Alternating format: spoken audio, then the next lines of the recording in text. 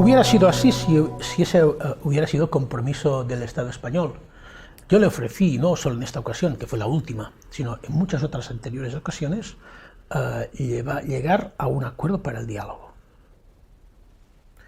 Si el gobierno español en aquel momento hubiese atendido a las condiciones en las que yo me comprometía a convocar elecciones, las habríamos convocado nosotros, yo, que tenía la potestad, y el decreto ya escrito, no firmado, pero escrito y preparado.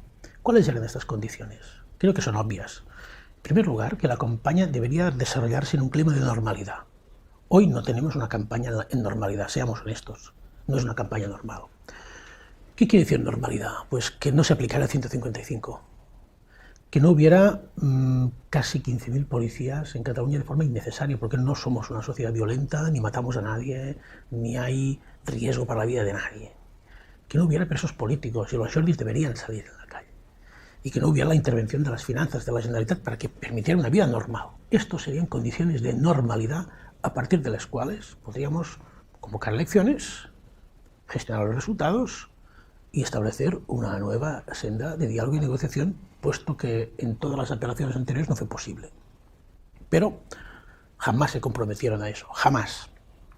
Al contrario.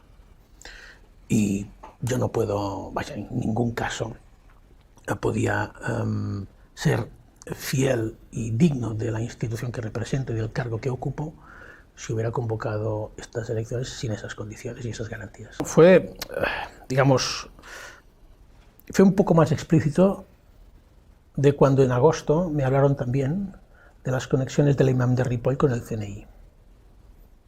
En este caso fue aún más explícito. Las conexiones del imam de Ripoll con el CNI se han demostrado. Sin embargo, si yo lo hubiera dicho en agosto, que teníamos esta percepción, seguramente no habría podido decir nada más que eso. Yo creo que con el tiempo también hay que poner distancia, porque es un tema muy serio. Vamos a conocer más cosas sobre estas. Hemos sabido más recientemente que había unos planes de asalto al Palau de la Generalitat, al Parlamento. Bueno, no creo que fueran para repartir flores. Vimos lo que pasó el 1 de octubre. Hemos leído y escuchado a portavoces del gobierno español decir explícitamente que van a hacer todo para impedir la independencia de Cataluña. Yo, sin embargo, he dicho y repito que para la independencia yo no estoy dispuesto a todo. Hay algo que nunca voy a estar dispuesto, que es a la violencia y a la vía no democrática, y este compromiso yo no lo he escuchado del gobierno español. Por tanto, ante esto, evidentemente uno tiene que tomar su responsabilidad. Yo soy el responsable de todos los catalanes, no solo de una parte, de todos. Y ante el riesgo acreditado de que pudiera haber una confrontación violenta, yo decidí lo que decidí. Y de esto no me arrepiento. Yo creo que esto forma parte. Si al otro lado hay alguien tan irresponsable que quiere jugar en este lenguaje, yo no lo voy a hacer jamás. Siempre hay que estar dispuestos a revisar, a repasar y a corregir. Yo no en caso reciente, en toda mi vida he intentado hacer eso para aprender, claro. Pero no sería en ese periodo, sino quizá mucho antes, cuando yo personalmente me comprometí, incluso ante mis socios de gobierno, de insistir en la vía del diálogo. Aunque me decían que era como estéril, como inútil, yo di quizá, a lo mejor, seguro, vaya, demasiado crédito al hecho, a la idea que yo defendía, y he de decir que me siento un poco desconcertado de que 40 años de democracia habrían generado una generación o un par de generaciones demócratas en España que, aunque desde la legítima oposición a la independencia de Cataluña, pudieran entender que esto debemos arreglarlo hablando y negociando políticamente, como han hecho en Gran Bretaña o en Canadá o en otros sitios, y como seguro que se va a hacer en el futuro en otras partes del mundo democrático y civilizado. Yo puedo entender, no solo entender, puedo respetar que el Estado español esté absolutamente en contra de la idea de la independencia de Cataluña. Es una posición absolutamente tan legítima como estar a favor, pero yo entendía que desde este reconocimiento de las posiciones de cada uno, si lo hacíamos los dos por las vías democráticas y pacíficas, como decía un eminente político español, en democracia el derecho a no dialogar no existe. y que estaríamos forzados a dialogar, que es lo mejor que le puede pasar en democracia a uno. Yo di demasiado crédito a esta hipótesis. A lo mejor no ha madurado tanto la cosa como para pensar que ante una situación de necesidad democrática, de tensión democrática, habría este compromiso.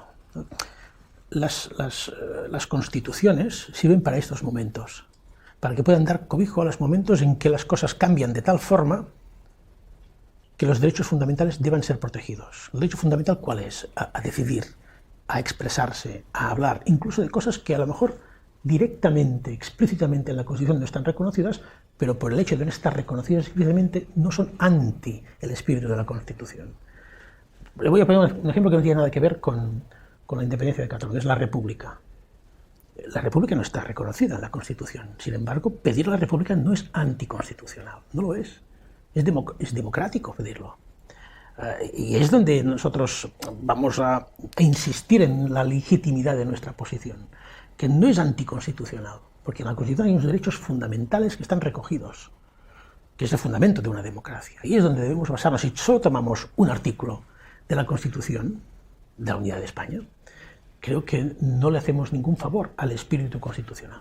Digamos que nosotros no planteamos la candidatura de Carles Puigdemont, planteamos la candidatura del presidente de la Generalitat, fuera quien fuera. Si hubiese sido Montilla, Maragall, habríamos decidido lo mismo. ¿Por qué? Porque a pesar de las diferencias que pudiéramos tener con el presidente Montilla o con el presidente Maragall, para nosotros sería siempre el presidente de la Generalitat. Y quien tiene que quitar o poner presidentes es el pueblo catalán y es el Parlamento. A mí me eligió presidente del Parlamento. La ley dice, y la ley parece ser que tiene que ser cumplida para todos, dice que quien puede cesarme es el Parlamento catalán. Esto no lo ha hecho el Parlamento, lo ha hecho el señor Rajoy. Lo ha hecho el señor Rajoy con un 155. Y esto no lo aceptamos. Y es que si lo aceptamos ahora, no para proteger a una persona que se llama Carles Puigdemont, para proteger a una institución, que es la institución de la presidencia de la Generalitat, estaríamos abriendo la puerta que en el futuro, cuando hubiera otro presidente o presidenta que no gustara al señor Rajoy, tuviera el permiso para cesarlo. Y es por eso que insistimos que cuanto más se acerquen las cosas o sean las cosas a las que el 155 quiso acabar, con las que quiso acabar, más claro será el mensaje y más clara será la victoria y por tanto la derrota del 155. Yo creo que si nos encontramos en una situación igual, nos dará mucha satisfacción porque confirmará lo que venimos diciendo, que esta receta no funciona, que esto no se arregla con prisión, exilio y prohibiciones, que la receta es otra.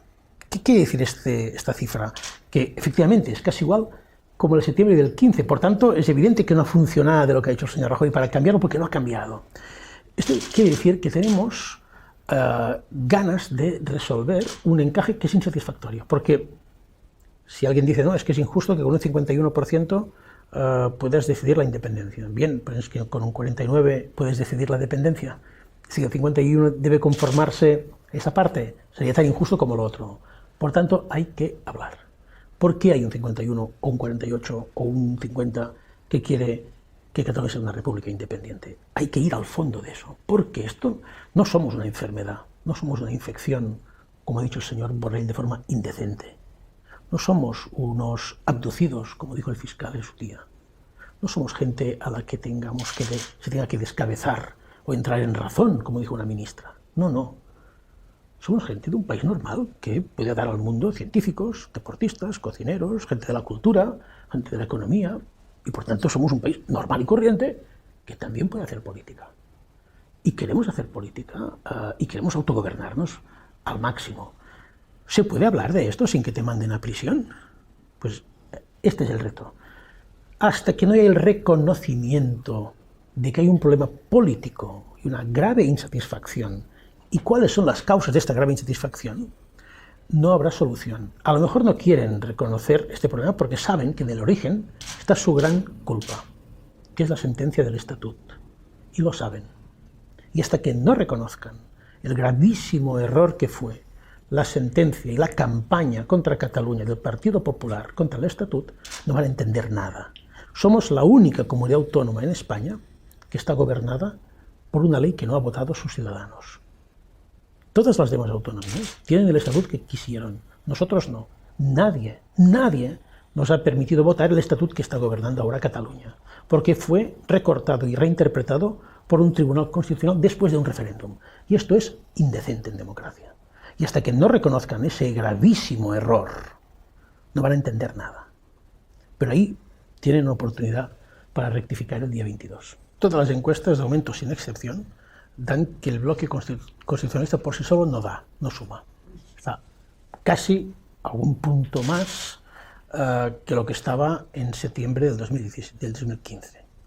La pregunta es si después de todo lo que le han ayudado, financieramente, mediáticamente, policialmente, jurídicamente, a nivel de Estado, si todo lo que han decapitado, como han dicho ellos, los liderazgos del movimiento independentista, tenemos candidatos, uno, yo estoy fuera, no puedo pedir el voto a mi gente, otro está en la cárcel, no puede hacerlo, en mi número 2 lo han sancionado en la cárcel por haber pedido el voto por teléfono.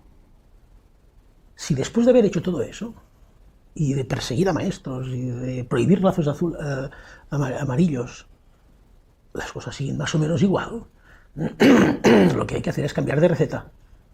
Hay que cambiar de receta, urgentemente. Y creo que esto lo pide a gritos la sociedad catalana. ¿Cuál es la receta? Pues solo puede haber una, que es política. Sentarse todo el mundo. De hecho, el 21 vamos a tener que escoger los instrumentos con los que podemos hacer un país mejor. Yo creo que es un deseo mayoritario, no solo de independentistas, sino también de no independentistas en Cataluña, de querer una Cataluña mejor. Es muy fácil preguntarse honestamente y responderse honestamente. ¿Creen ustedes que con los instrumentos, los útiles del 155 vamos a poder tener un país mejor? Vamos a tener un país menor. Y sin embargo, con los útiles o los instrumentos de un Estado, se llame como se llame, español, catalán, pero los instrumentos de un Estado que te dan el manejo del resultado de tu propio esfuerzo, por ejemplo, económico, para dedicarlo a tus políticas, ¿podremos tener un país mejor? Claro que podemos. De esto se trata. De escoger entre quien quiere minorizar el país, provincializarlo, hacerlo sucursal de Moncloa, donde hay un señor que pone y quita presidentes, que decide cuáles deben ser las aspiraciones, que decide qué hacer con tu dinero, o ponernos de acuerdo en cómo hacer un país mejor. Yo creo que ahí es donde hay un punto de encuentro que puede dar un gran sentido al voto del 21. Y si esto es así, yo dudo mucho, honestamente, conociendo a los catalanes, que vayan a legalizar lo que es una ilegalidad, que es el 155. Yo no creo que el 155 tenga opciones de ganar ni de gobernar en Cataluña, porque si no, la Cataluña que va a quedar después de 4 años de 155 va a ser más pobre, más dividida, más inestable, sin ambición. Y yo para mis hijas no quiero eso.